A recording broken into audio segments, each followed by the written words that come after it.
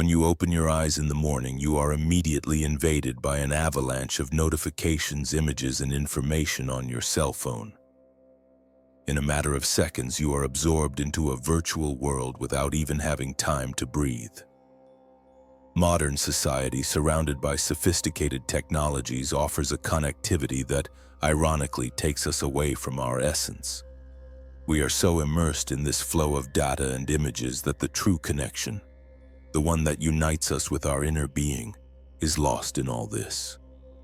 We've been taught that we're at the top of human evolution, in the age of information and efficiency, where everything is possible. With unlimited access to knowledge, communication, and opportunities, we have never been so free, so connected.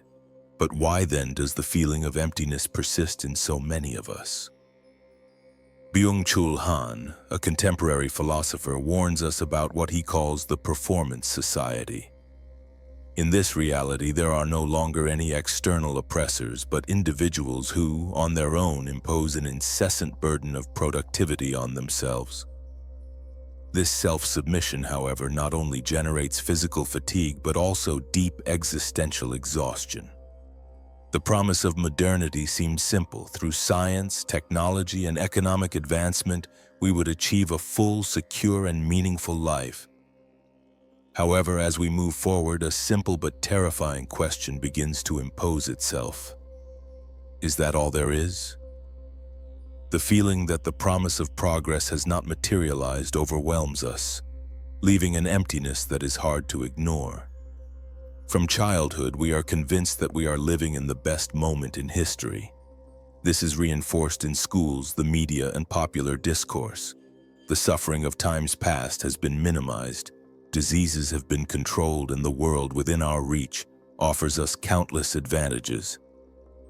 But what about internal suffering, the kind that can't be measured or solved by technological advances? Modernity has sold us the illusion that, with each new innovation, we will get closer to happiness.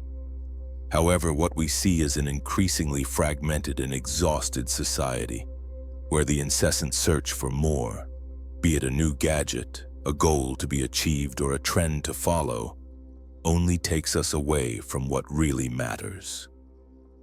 And now we are left with the silent ruins of an unfulfilled promise. What, in fact, have we achieved with all this modernity? The answer is perhaps what we're still trying to figure out. But there is one question that rarely arises in the midst of all this discussion. What exactly are we advancing towards? Progress in its essence is not the problem. But when it becomes an absolute and indisputable truth, it prevents us from seeing its consequences.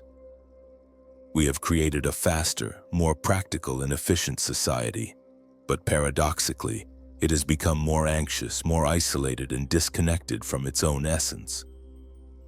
Erich Fromm, a renowned psychoanalyst, warned us that, in the incessant search to adapt to external expectations, modern human beings run the risk of becoming automatons governed by other people's norms and standards. The world is full of resources at our fingertips, but at the same time we have lost connection with our own inner resources, with that which guides us not in what we should do, but in what really has value. The myth that history unfolds in a linear fashion towards the best is, in reality, an ideological construct that serves the interests of a system. The great mistake of modernity was to believe that technical progress would automatically translate into human progress. Technology can take us to distant places, but it doesn't teach us how to heal emotional wounds.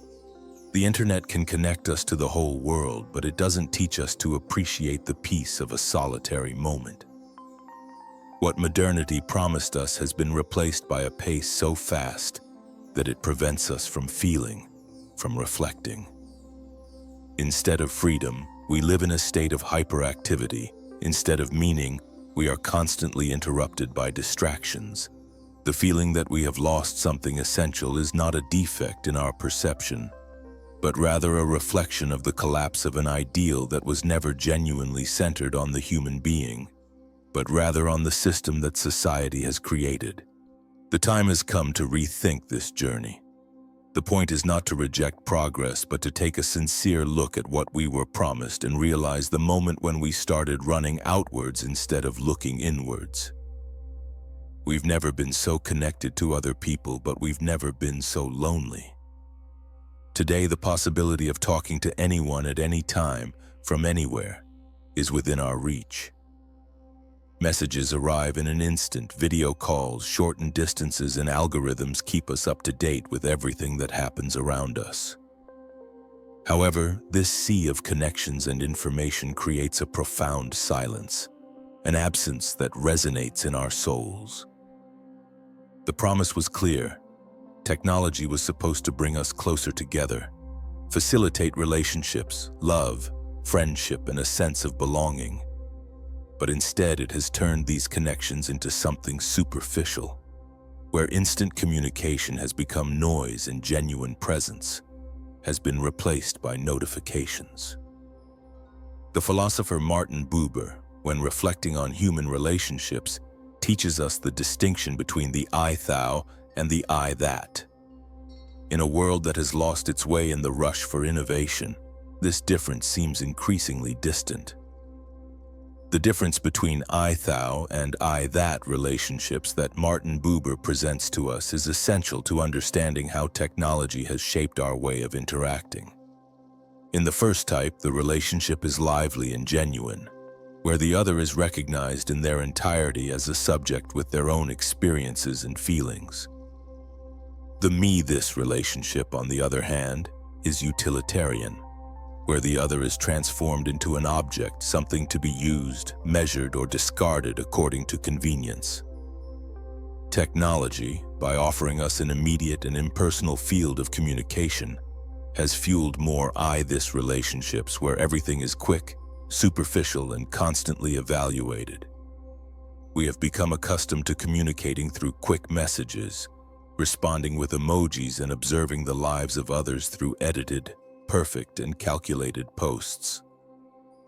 But when was the last time you shared a sincere glance with someone, with no distractions or screens between you? The promise of an abundance of connections has ended up creating a space mined by comparisons. We are bombarded with other people's smiles, travels, and achievements, always carefully shaped and illuminated. And instead of bringing us closer together, this creates an illusion that everyone is living better than us. This not only feeds envy, but more profoundly generates a disconnection. It makes us feel out of place in our own lives. What should unite us ends up separating us.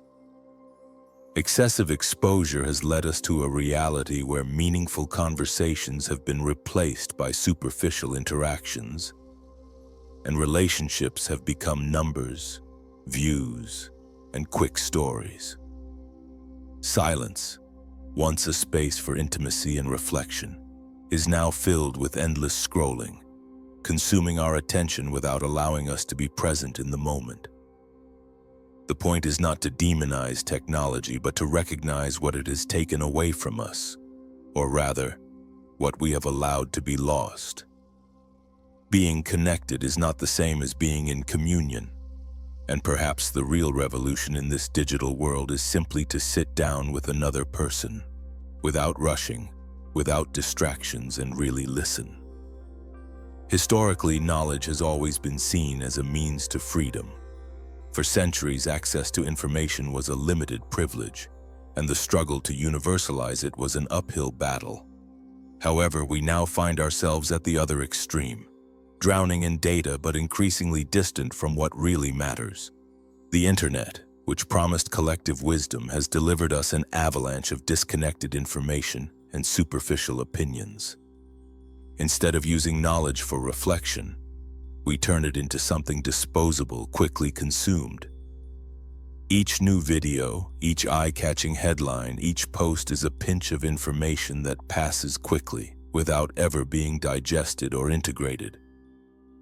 We live in a society obsessed with performance, where rest is seen as a burden and a break as a failure. From an early age, We are programmed to be productive, and productivity becomes our identity. Anyone who isn't accelerating, who isn't producing or meeting targets is seen as irrelevant.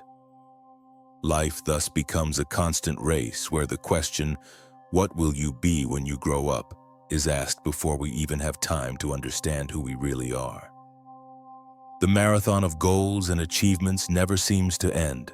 School, university entrance exams, career, status, and achievements. Everything follows a pre-established sequence, an endless race. But in the midst of all this haste, who wonders where we're going? Psychologist Marie-Louise von Franz, a disciple of Carl Jung, pointed out that one of the greatest sufferings of modernity is the disconnection with the inner rhythm. We are guided by an external clock, by imposed productivity, by external demands, while ignoring the time of the soul, which is cyclical, slow, full of essential breaks for our well-being. Work, which could be a manifestation of our purpose and passions, has become an invisible prison. Even when we leave work, we remain tied to our devices, constantly connected, always available, always anxious. The boundaries between personal and professional life have blurred.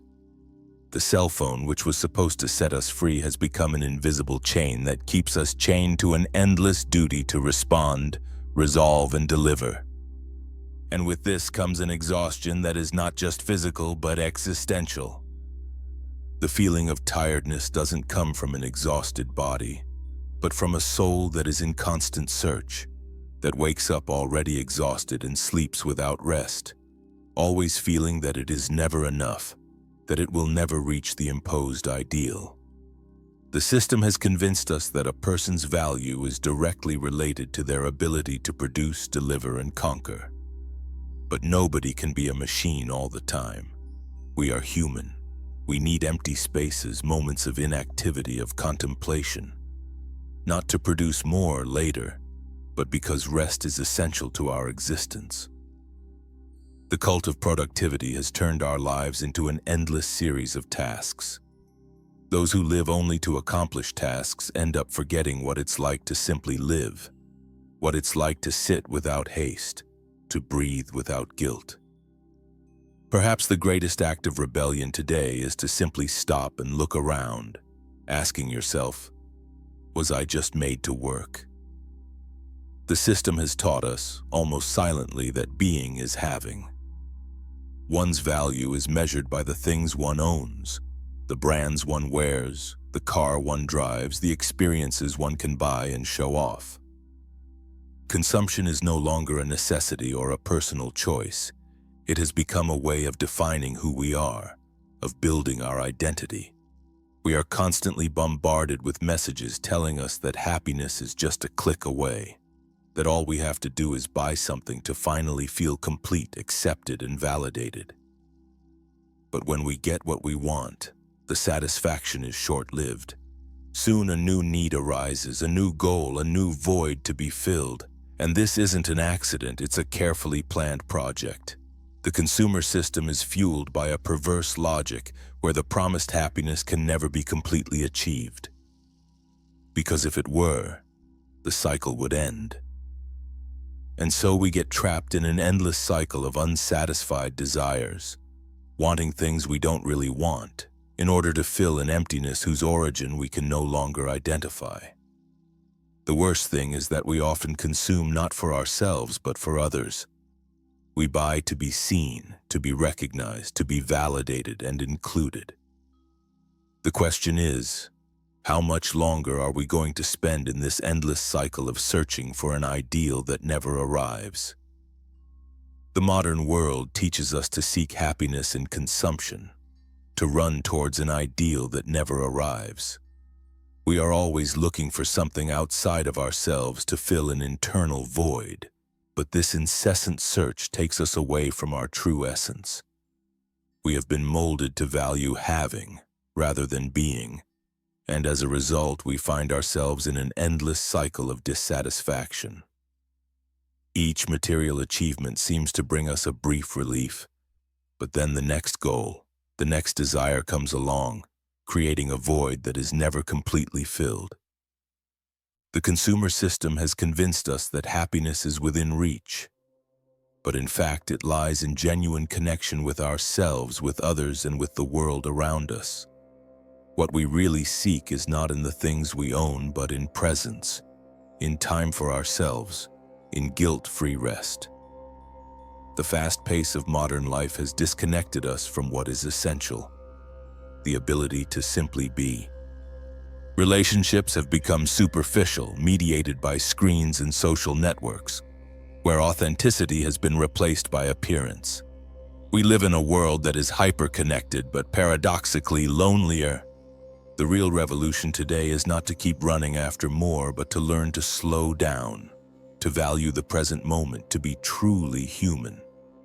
True freedom lies in living without the pressure to be more or have more, and being enough on your own. In the end, the greatest luxury is our ability to stop, breathe, and look inside ourselves. The emptiness we feel doesn't come from what's missing outside, but from the disconnection with what's essential inside us. And by reconnecting with this being, we can experience true freedom, free from external expectations.